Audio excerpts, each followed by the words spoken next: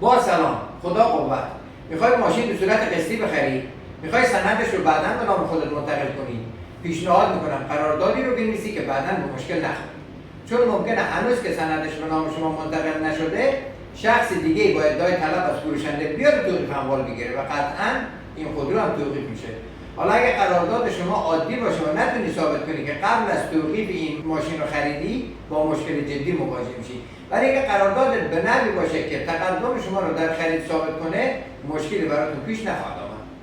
برای جلوگیری از مشکلات غیر قابل پیش بینی، پیشنهاد میشه از قراردادهای استفاده کنید که در راستای قانون بوده و جایی ثبت بشه که مورد پذیرش محاکم قضایی باشه.